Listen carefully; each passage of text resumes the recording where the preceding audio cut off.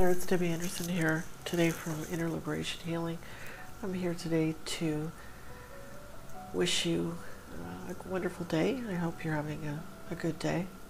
I'm going to talk to you today about narcissistic abuse and is it a journey to self-love.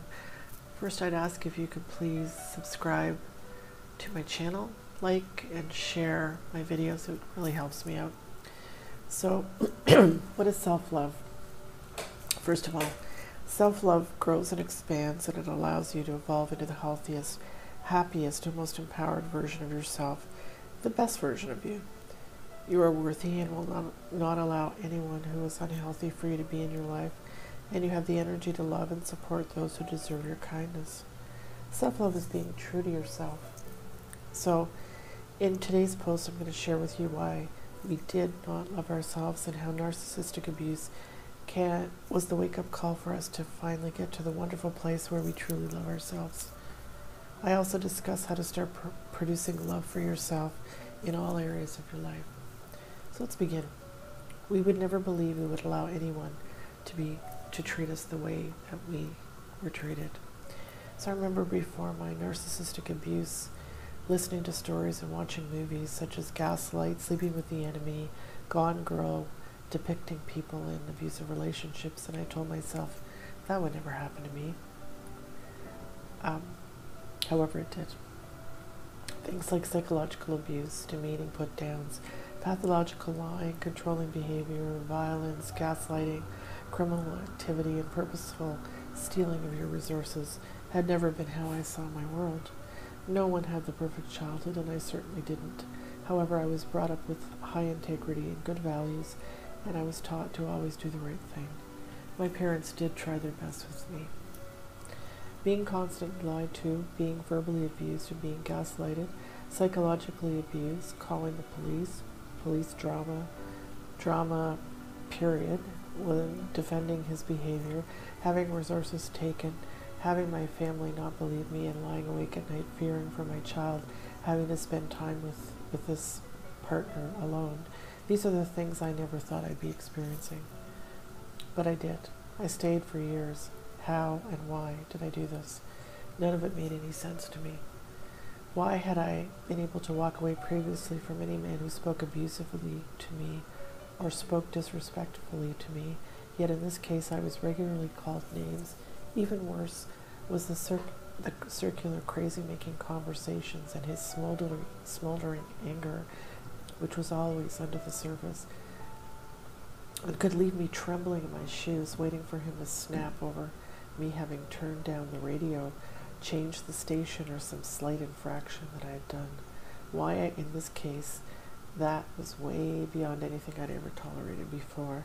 Did I still believe that I loved this man and he loved me? I thought he was my soulmate and I couldn't live without him.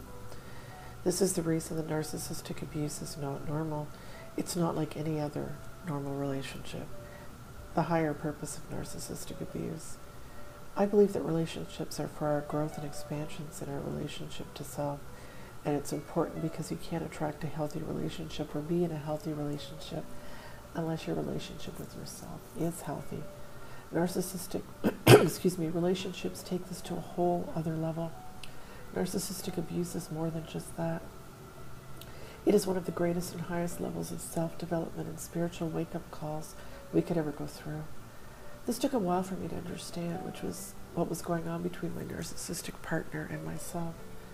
I was determined to make our relationship work, and that all his problems were due to his abusive childhood. I believed that I alone was going to save him. Yep, and I could rescue the damaged little boy inside, who I thought loved and adored me. I believed my love for him could do it, and that by saving him, our love would save me, and this would finally grant me the true soulmate love that had eluded me my entire life. I mean, I had never felt so connected to anyone ever in my life, or so I thought. I felt this powerful connection with him was perfect, even though it took years for me to get through the agonizing pain and heal back to my true life lesson to establish self-love. That was the perfect time to establish my connection to myself and to start my connection with infinite intelligence. This opportunity was a necessary life requirement, because if I didn't accept my soul's higher plan, I would never know and have healed from the toxic narcissistic abuse I had suffered. Initially, this went against every cell in my body, until very recently, excuse me, loving yourself was considered self-absorption, and falling deeply in love with yourself is the original definition of what a narcissist is.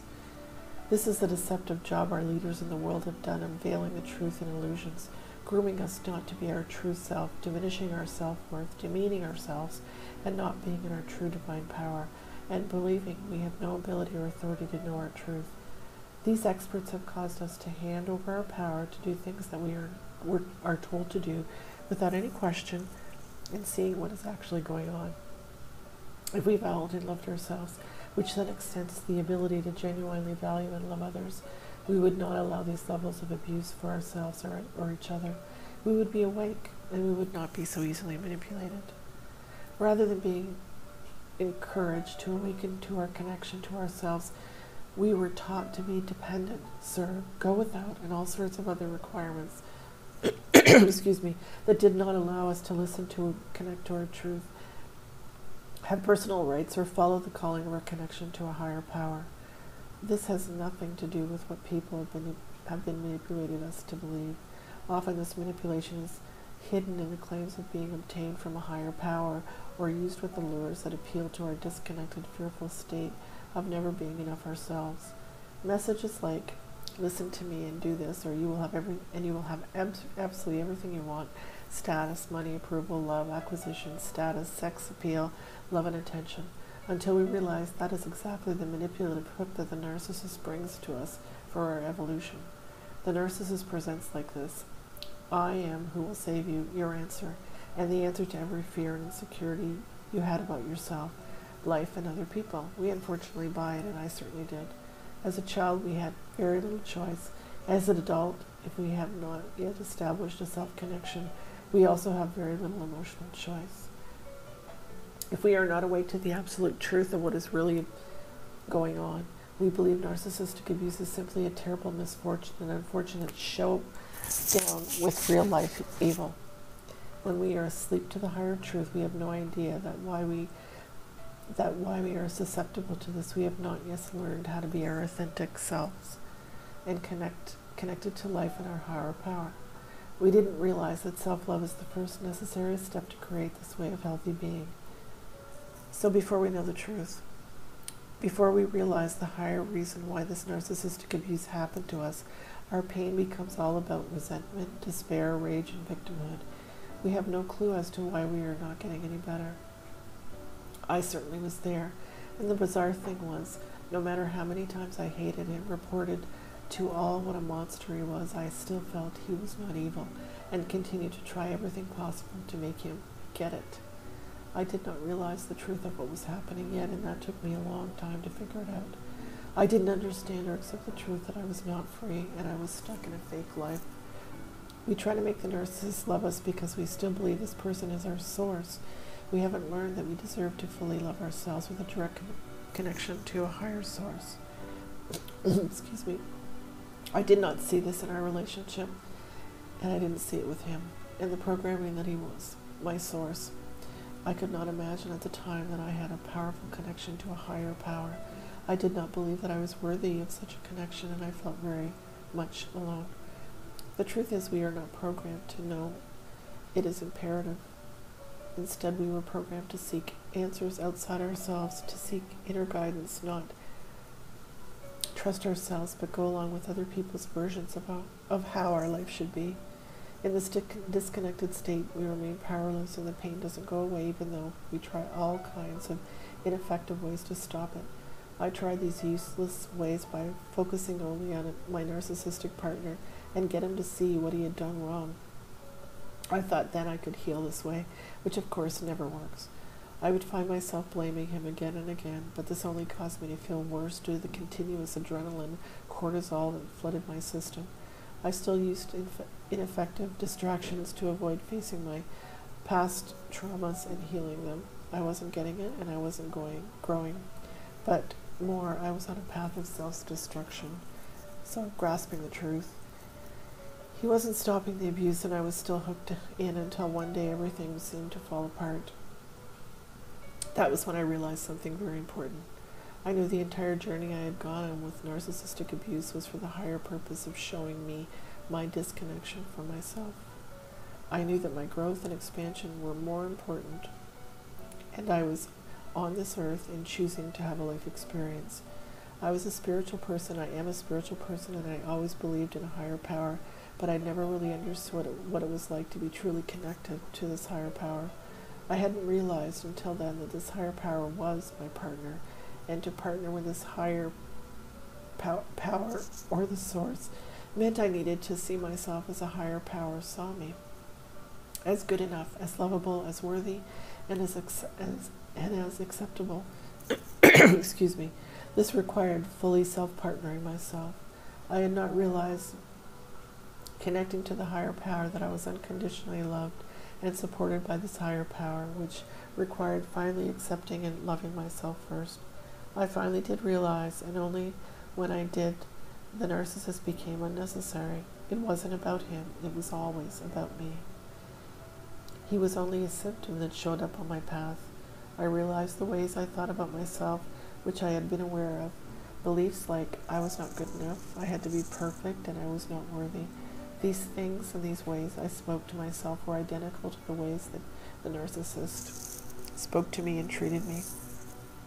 I realized the harsh conditional love I treated myself with was exactly the relentless conditional demands I experienced with him. I realized the lack of time spent getting to deeply know, soothe, connect, heal, and build love with myself completely matched the absolute emotional abandonment and crazy allegations I experienced with the narcissist, which had me screaming at him so many times, saying, "You have no idea who I am." I didn't even know who I was either anymore. It didn't matter which realization exploded up into my awareness, one after the other. It all led to the same truth. People can only treat me, connect to me, and love me at the level that I treat, connect, and love myself. This means I can be very awful to myself. And why are we so awful to ourselves? The answer is simple. Because our world and our role models have taught us that we are the last person we should give our love to and devotion and attention to. This journey taught me profoundly how completely messed up that is. Recovery and truth. So the truth began to set me free, so that the narcissist became unimportant. This does not mean that memories of pain, fear, and anguish were triggered, that thoughts of him didn't flood my mind, and that I wasn't still having uncontrollable, needy, frightening, panicked feelings of addiction to him. I certainly was. These feelings, however, weren't to do with him. They were to do with me. He was only my manifestation, and it wasn't like I just knew the truth, and that was enough. That alone didn't deliver you to the other side. It's all about the need to self-partner, which means getting inside ourselves and doing the work, the hard work. This means dissolving every false, limiting belief that we've had about ourselves, about our connection to our higher power, about life and others that caused us to be disconnected from the higher power. All of these powerful charges about him were only the symptom, the deeper reasons going on inside my body, inside my subconscious programming that needed my attention and love. This was all about the relationship with myself, my painful beliefs, my previous childhood wounds, misconceptions, and emotional decisions, which had been sabotaging my ability to fully accept and love myself, and to know that I was worthy of unconditional acceptance and love from higher power. That was all about my worthiness without having to earn it, rather than being able to receive it and experience it simply. I existed, because only then could I be authentic. I knew that was a gift, the coming home on this journey, and I knew it was obtainable. I did not always feel not good enough, not worthy, and I was hiding these inner wounds. I hadn't realized that being whole was a state that I could be without all of this painfully faulty inner programming that I had been conditioned with as a child, and I had inherited from previous generations and absorbed from the world I lived in. Like many of us, I had been previously asleep when we are disconnected from ourselves, and we are not even aware of it. We aren't aware because we haven't been programmed because we've been programmed from a very young child, and that was our normal. Disconnection from ourselves may seem normal, but it's not natural. Through this not natural disconnection, narcissistic abuse shows up to reflect to us where we are with ourselves so that we can know that lack of self-love and self-acceptance is not the life we are supposed to live. That's the journey, and it's all about coming home to self-love. What does self-love look like after narcissistic abuse? Self-love started with a total dedication to myself, with the first step as cleaning out the agonizing, screaming emotional wounds in my body. Until this journey, I had not realized how important the connection to my body was. I thought it was all going on in my head, but I had learned it wasn't. I realized the thoughts in my head were a result of my inner wounds, and if I addressed my inner wounds, then the thoughts and programming in my head would change, and they did. My body was traumatized by emotional triggers, fears, and dread of living. All of these emotions related to painful inner beliefs, ones I had always carried with me, and have been fully activated and brought into consciousness as a result of being narcissistically abused. I began by spending time with myself and finding a way to shift these wounds out, and that was the beginning of self-partnering. The more I self-partnered in this way, the more space opened up inside me, and I was able to bring into these opened up spaces a connection to my higher power. I was being released from my past self, and I was starting to evolve to a level of feelings and being that I had never had access to before. I was filling with love, and I raised my consciousness, and the more I was on the love frequency, the more I wanted to love myself. I stopped polluting my emotions with condemning thoughts, and I stopped holding other people responsible for my well-being in my life, and I began to tap into my own higher power for guidance. My self-loathing, my self-demands for perfection, and my conditional self-love ceased to exist. I started to get healthy again, eating good nutrition, meditation, hanging out with positive people. I began to get my confidence back and start to see and do things I was interested in doing and pursuing. I began to attend therapy with someone who helped me to see I was in an abusive relationship and changed my beliefs even more. I also continued to develop my love relationship with myself, and as I worked hard at transforming into my true self, I became so happy with my involvement and receiving constant feedback from the universe that what I was doing was working in an incredible way. I began to do more intense work on my limiting beliefs, and I began to heal. I started to experience life in a way I had not experienced. This is what self-love looks like, even after narcissistic abuse. When we self-partner at that inner level, the outer starts unfolding, and when we look at our consciousness, after our consciousness, which means transcending our previous wounded state, the rest follows. This was the true purpose of living, I realized, and none of this would have been possible if I hadn't had the massive wake-up call of narcissistic abuse, and none of this would have been possible if I hadn't started the journey inwards, the inside work to create self-love. I hope this post resonates with you.